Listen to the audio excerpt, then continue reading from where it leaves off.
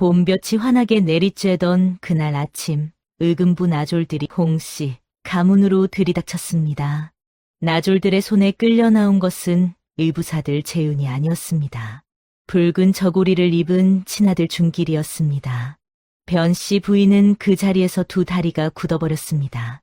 재윤을 잡으려고 제 손으로 판 구덩이였습니다.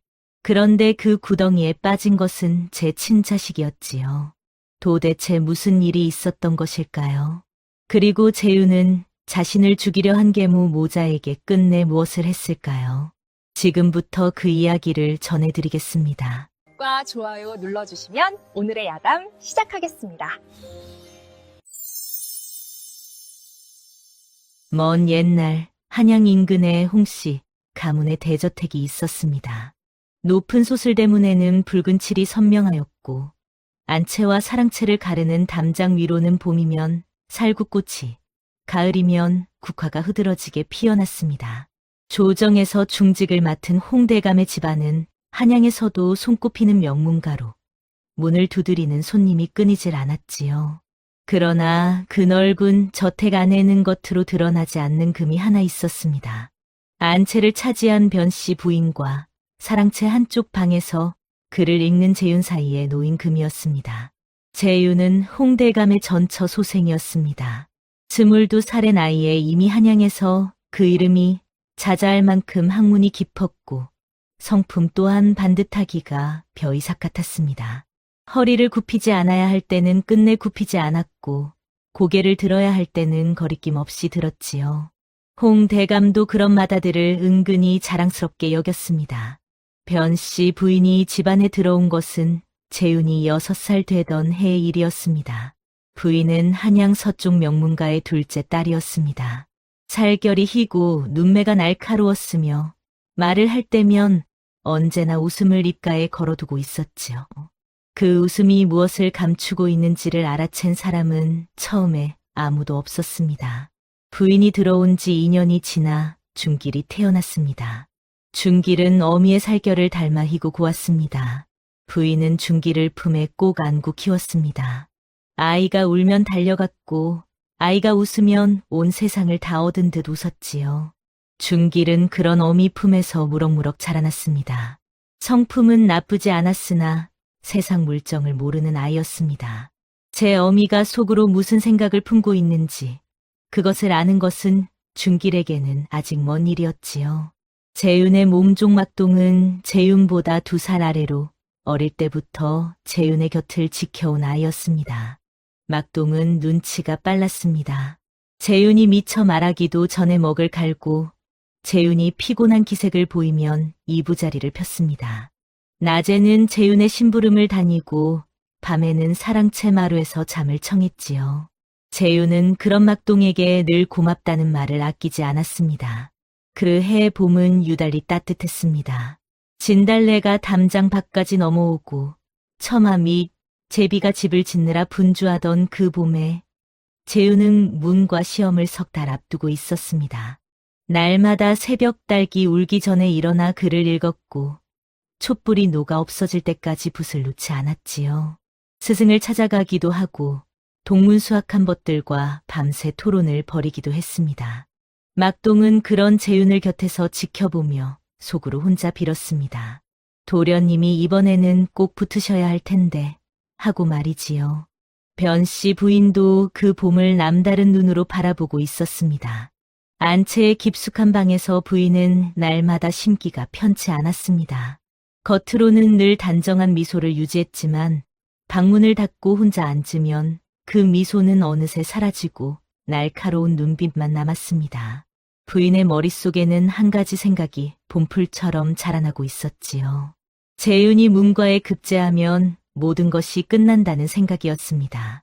홍대감의 전 재산과 가문의 명예와 조정 내의 인맥, 그 모든 것이 전처 핏줄의 손으로 넘어가는 것이었습니다.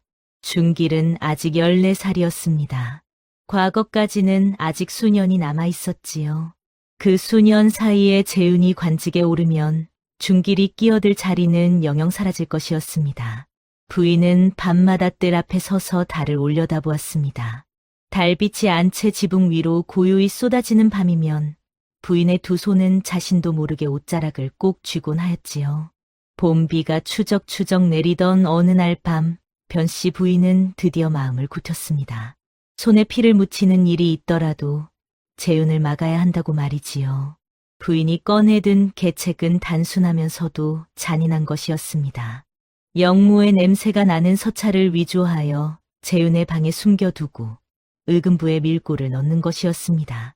조정 안에는 홍대감과 대립하는 세력이 있었습니다. 그 세력의 인물이 보낸 것처럼 꾸민 서찰 하나만 있으면 재윤은 영모의 가담한 자로 끌려가게 되는 것이지요. 고문 끝에 자백을 받아낼 수도 있었습니다. 그렇게 된다면 죽음까지도 몰고 갈 수 있는 일이었습니다. 부인은 숨을 가다듬고 하나씩 손을 썼습니다. 먼저 인맥을 뒤졌습니다. 오라버니의 오라버니, 친정의 먼 일가, 한때 청을 들어준 적 있는 관리, 아직 그 은혜를 갚지 못한 사람, 그런 이들을 하나씩 떠올리며 부인은 필요한 사람을 골랐습니다. 서찰을 위조할 자는 한양 서쪽 뒷골목에서 남의 글씨를 대신 써주며 연명하는 자였습니다. 가난하고 입이 무거웠습니다. 뇌물 앞에서는 더욱 입이 무거워지는 자였지요. 의금부 안에 손을 댈 자도 구했습니다. 오래전 부인의 친정이 도와준 적 있는 하급 관리가 하나 있었는데 그 자는 오래된 빚을 갚는 셈이라 생각하며 고개를 끄덕였습니다. 부인은 은자를 아끼지 않았습니다. 종이 위에 빈틈없이 계책을 펼쳐놓은 뒤 하나씩 지워나갔습니다. 발각될 구멍이 보이면 틀어막았고 의심받을 여지가 있으면 다른 길을 찾았습니다. 열흘이 지나고 보름이 지났습니다. 부인의 계책은 촘촘하게 완성되어 갔습니다. 위조된 서찰이 완성된 것은 봄이 저물고 여름 기운이 돌기 시작하던 무렵이었습니다. 부인은 홀로 그 서찰을 펼쳐보았습니다. 글씨는 반듯했고 내용은 치밀했습니다. 조정의 반대 세력 가운데 한 인물이 재윤에게 보내는 것처럼 꾸며진 글이었는데 읽으면 읽을수록 그럴싸하게 느껴졌지요. 부인은 입술을 굳게 다물고 서찰을 접었습니다. 이제 때를 기다리는 일만 남았습니다. 밀고가 의금부에 접수되기로 한 날은 재윤이 문과 시험을 사흘 앞둔 날이었습니다. 급제를 눈앞에 두고 의금부에 끌려간다면 그것으로 재윤의 모든 길은 막히는 것이었지요. 그날 아침 변씨 부인은 유달리 마음이 가벼웠습니다. 안채를 거닐며 꽃을 손질하고 몸종을 불러 머리를 단정하게 매만졌습니다. 창호지 너머로 햇살이 환하게 들어오는 것을 보며 이제 곧 모든 것이 원하는 대로 될 것이라고 생각했습니다. 그러나 세상이란 것은 사람의 계획대로만 흘러가는 법이 없었습니다. 그날 아침 일찍 재윤은 막동을 데리고 스승댁을 찾아갔습니다. 시험을 앞두고 마지막으로 의문나는 부분을 여쭤보러 간 것이었지요. 길을 나서기 전 재윤은 중기를 불렀습니다. 중기라, 오늘 형 방에서 공부하려무나. 며칠 전 빌려달라던 서책 책상 위에 꺼내 놓았으니 마음껏 보거라. 중길은 눈을 반짝이며 고개를 끄덕였습니다. 재윤이 항상 자신에게 일이 친절한 것이 중길에게는 늘 조금 어리둥절한 일이었습니다. 어미는 늘 재윤을 조심하라고 했지만 재윤은 한 번도 중길에게 모진 말을 한 적이 없었지요. 오히려 서책을 빌려주고 글 모르는 것을 가르쳐주고 시험이 있으면 함께 앉아 풀어주었습니다. 중길은 재윤의 방으로 들어가 단정히 책상 앞에 앉았습니다. 창밖으로 매미가 울기 시작했고 방 안은 시원하고 조용했습니다. 중길은 서책을 펼쳤습니다. 그러나 얼마 지나지 않아 바깥이 갑자기 시끄러워졌습니다. 무겁고 빠른 발소리가 대문을 향해 몰려들었습니다. 뒤이어 낮고 권위 있는 목소리가 저택 안으로 파고들었지요. 의금부 나졸이다. 문을 열어라. 중길은 자리에서 일어나 창 쪽으로 다가갔습니다. 대문이 열리는 소리가 들렸고 묵직한 발소리가 사랑채 마당을 가로질렀습니다. 이어서 재윤의 방문이 쾅 하고 열렸습니다. 중길은 깜짝 놀라 뒤로 물러섰습니다. 관복을 입은 나졸 3명이 방문 앞에 서 있었습니다. 영무와 관련한 서찰이 이 방에 있다는 밀고가 있었다. 이 방에 있는 자는 누구냐? 중길은 입이 벌어졌습니다. 저는 이 집 둘째 도련님이온데 형의 서책을 빌리러 잠깐. 나졸들은 중길의 말이 끝나기도 전에 방 안을 뒤지기 시작했습니다. 서책을 드러내고 이불을 걷어내고 책상 아래를 살폈습니다. 그리고 책상 옆 낮은 선반, 그 뒤쪽에 반듯하게 접힌 서찰 하나가 나왔습니다. 나졸 하나가 그것을 펼쳤습니다. 잠시 읽더니 고개를 들었지요. 증거물이다. 그 순간 안채 쪽에서 변씨 부인이 뛰어나왔습니다. 부인의 얼굴은 창백했습니다. 평소에 그 여유 있는 미소는 어디에도 없었습니다. 부인은 나졸들 앞에 서서 가까스로 숨을 고르며 말했습니다. 이 방은 맞도련님의 방이요. 저 아이는 맞도련님이 아니요. 나졸이 천천히 고개를 들어 부인을 바라보았습니다. 증거물이 발견된 방에 있던 자가 바로 이 도련님이요. 을금부의 수사는 이미 시작되었습니다. 부인의 두 다리가 잠깐 흔들렸습니다. 잠깐, 이 아이는 그저 서책을 빌리러 들어온 것이오. 사정을 들으시오. 제발 잠깐만. 그러나 나졸들은 이미 움직이고 있었습니다. 중길은 어미를 돌아보았습니다. 어미의 눈에 무언가가 흔들렸습니다. 놀라움인지 두려움인지 아니면 다른 무엇인지 알 수 없는 것이 출렁거렸습니다. 중길은 그것이 무엇인지 아직 알지 못했습니다. 어머니. 중길의 그 한마디가 저택 앞마당에 짧게 울리고 사라졌습니다. 나졸들은 중길을 데리고 대문을 나섰습니다. 변씨 부인은 그 자리에서 한동안 움직이지 못했습니다. 마당의 햇살이 너무나 밝았습니다. 매미 소리가 너무나 크게 들렸습니다.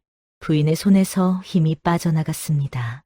재윤을 잡으려고 파놓은 구덩이가 제 자식을 삼켜버렸습니다. 을금부의 수사는 신속하게 진행되었습니다. 중길은 신문을 받았습니다. 아이는 울며 사실대로 말했습니다. 형의 방에 서책을 빌리러 들어갔고 형은 아침에 스승댁을 찾아가고 자리를 비웠으며 자신은 혼자 책을 읽고 있었을 뿐이라고 말이지요. 을금부의 당관들은 고개를 갸웃거렸습니다. 서찰의 내용이 재윤에게 보내진 것으로 적혀 있는데 어째서 방 안에 있던 것은 중길이었는가 하는 의문이 생겼지요.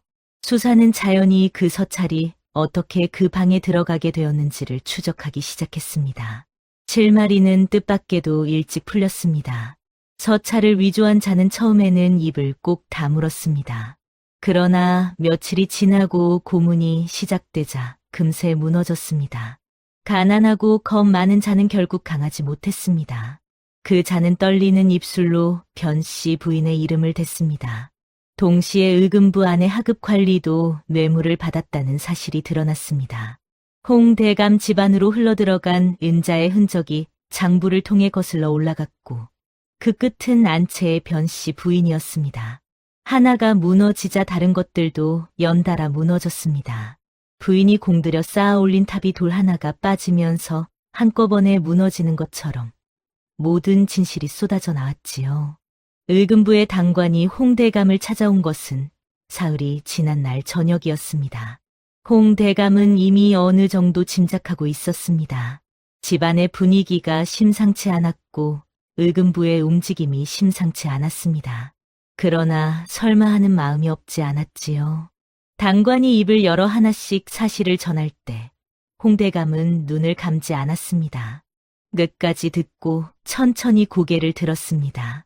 당관이 물러가고 사랑채에 혼자 남은 홍대감은 오래도록 화롯불을 바라보았습니다.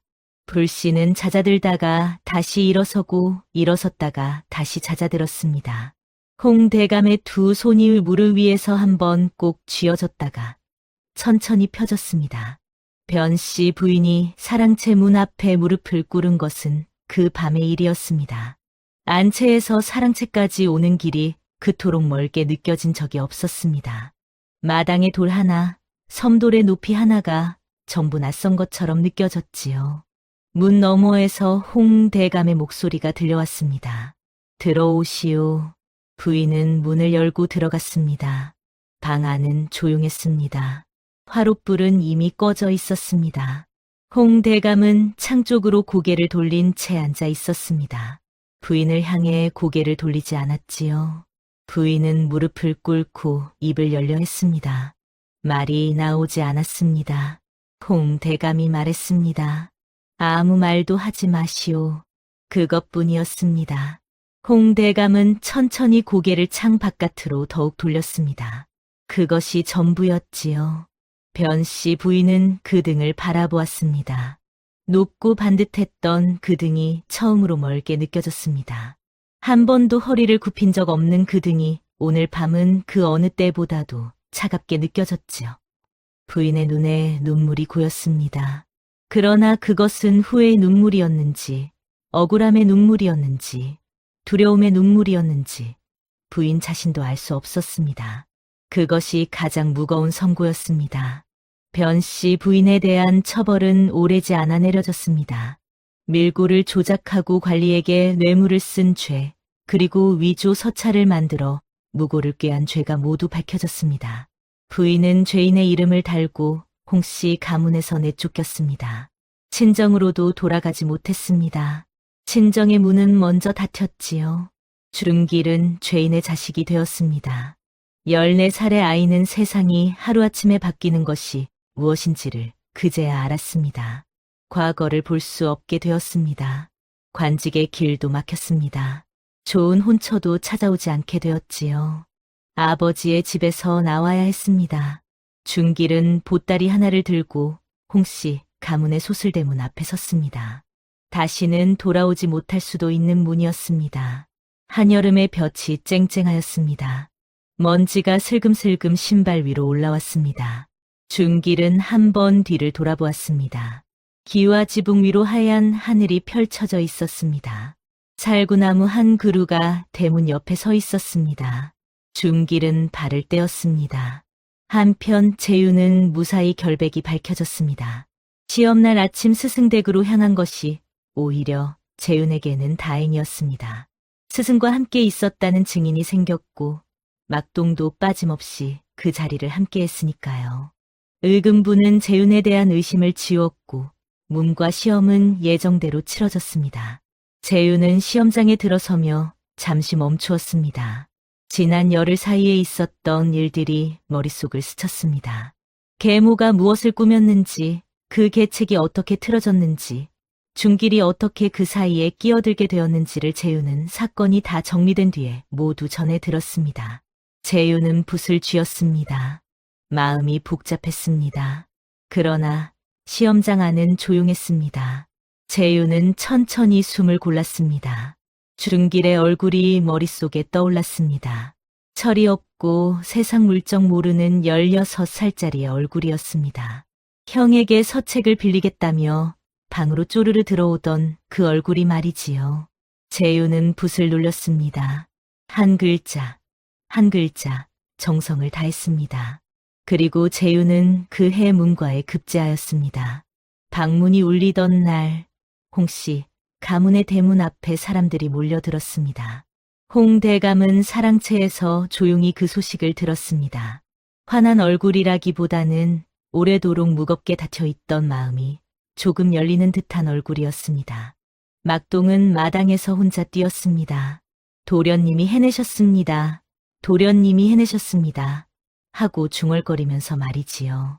그날 밤 막동은 달볶음을 만들어 달라고 부엌에 졸랐습니다. 재윤이 좋아하는 음식이었습니다. 재윤은 저녁 밥상 앞에서 오래 앉아 있었습니다. 밥을 먹다가 젓가락을 내려놓았습니다. 창밖에서는 귀뚜라미가 울었습니다. 여름이 저물고 있었습니다. 재윤은 막동을 불렀습니다. 막동아, 예, 도련님. 내일 아침 일찍 쌀 단말과 은자 2냥을 준비해라. 그리고 이름은 적지 마라. 막동은 잠시 멈추었습니다. 어디로 보내시렵니까? 알아서 찾아가거라. 막동은 고개를 끄덕였습니다. 더 묻지 않았습니다. 재윤 곁에서 오래 지낸 막동은 도련님이 하는 말의 뒤에 담긴 것을 어지간히는 알아들었습니다. 다음 날 아침 막동은 이른 새벽에 나섰습니다. 준길이 머물고 있는 곳을 수소문하는데 반나절이 걸렸습니다. 아이는 한양 북쪽 끄트머리에 있는 작은 주막 옆 행랑방에 들어가 있었습니다. 보따리 하나가 방구석에 있었고 아이는 홀로 앉아 창밖을 바라보고 있었습니다. 막동이 문을 두드렸습니다. 준길은 문을 열었습니다. 막동을 보자 눈을 크게 떴습니다. 막동은 쌀 자루와 은자를 앞에 내밀었습니다. 이게 무엇이오? 막동은 아무 말도 하지 않았습니다. 그저 조용히 물건을 내려놓고 묵묵히 뒤돌아섰습니다. 누가 보낸 것이오? 막동이 걸음을 멈추지 않았습니다. 이름은 없습니다. 준길은 쌀 자루를 내려다보았습니다. 은자를 들여다보았습니다. 그리고 막동의 뒤를 바라보았습니다. 막동의 발소리가 골목 안으로 사라졌습니다. 준길은 한참 그 자리에 서 있었습니다. 누가 보냈는지 알았습니다. 이름이 없었지만 알았습니다. 온 집안을 흔들어 놓은 사건의 한가운데에서 가장 큰 피해를 입고도 원망 한마디 하지 않은 사람이 누구인지를 준길은 알고 있었습니다. 그 사람이 지금 자신에게 쌀과 은자를 보내왔습니다. 이름도 적지 않고서 말이지요. 준길의 눈이 붉어졌습니다. 아이는 입술을 깨물었습니다. 울음이 올라오려는 것을 애써 참았습니다. 그러나 오래 참을 수 없었습니다. 빈 방 안에서 준길은 쌀 자루를 꼭 끌어안고 한참을 울었습니다. 어미가 지은 죄의 무게가 무엇인지를 처음으로 온몸으로 알아가던 16살이 울었습니다. 그것이 전부였습니다. 재윤이 변씨 부인 모자에게 한 유일한 응답은 그 쌀 자루와 은자 두 냥이었습니다. 원망도 복수도 흔쾌한 용서도 아니었습니다. 그저 이름 없이 보내진 것이었습니다. 그것이 오히려 더욱 오래 준길의 마음에 남았습니다. 세월이 흐른 뒤 준길은 한양을 벗어나 지방의 작은 고을에 자리를 잡았습니다. 과거의 길이 막혔으니 그를 가르치는 훈장이 되었습니다. 아이들에게 천자문을 가르치고 제사를 지내는 법을 가르쳤습니다. 어려운 이웃에게 쌀을 나눠주는 일도 하였지요. 어릴 때부터 곱게만 자란 준길이었습니다. 세상의 바람을 맞아보지 못한 제 어미 품에서만 살던 아이였습니다. 그러나 어미가 자신을 구하려 했던 일이 아이를 망가뜨린 것이 아니었습니다. 오히려 그 일이 준길을 세상으로 내보냈고 세상이 아이를 조금씩 다듬었습니다. 가을 바람이 마른 잎을 훑고 지나가듯 시간이 준길의 마음 위에 쌓인 것들을 하나씩 걷어냈지요. 변씨 부인은 오래도록 어렵게 살았습니다. 권력욕으로 가득 찼던 그 마음이 무엇을 잃어버렸는지를 세월이 가르쳐 주었습니다. 정작 부인이 지키려 했던 것은 준길이었는데 정작 준길에게 가장 큰 상처를 입힌 것도 부인이었다는 사실을 말이지요. 부인은 나중에 준길을 찾아갔습니다. 아들의 문 앞에서 부인은 오래 서 있었습니다. 준길은 어미를 드렸습니다. 원망 한마디를 하지 않았습니다. 그것도 재윤에게서 배운 것인지 혹은 세상을 살며 제 힘으로 얻은 것인지는 알 수 없었습니다. 다만 준길은 어미를 들여 밥을 먹였습니다. 그것으로 충분했습니다. 홍대감은 늙어갔습니다. 재윤은 관직에 올라 반듯하게 나라시를 보았습니다. 허리를 굽히지 않아야 할 때는 끝내 굽히지 않았고 고개를 들어야 할 때는 거리낌 없이 들었습니다. 그것은 어릴 때부터 달라진 것이 없었지요. 막동은 재윤의 곁에서 늙었습니다. 가끔 막동은 그날 새벽 북쪽 골목을 걸어가며 쌀 자루를 들고 가던 때를 생각했습니다. 도련님이 그것을 부탁할 때 얼마나 긴 침묵이 있었는지를, 그 침묵 속에 얼마나 많은 것이 담겨 있었는지를 말이지요. 막동은 혼자 고개를 끄덕이곤 하였습니다. 도련님 같은 사람이 이 세상에 많지 않다는 것을 알고 있었습니다. 옛말에 원수를 갚는 것보다 어진 것이 더 오래 남는다는 말이 있습니다. 악은 결국 제 손으로 판 구덩이에 빠지게 되어 있습니다. 계책이 치밀할수록 그 계책이 무너졌을 때의 고통도 크게 마련이지요. 변씨 부인이 재윤을 막으려 파놓은 구덩이는 결국 제 자식을 삼켰습니다.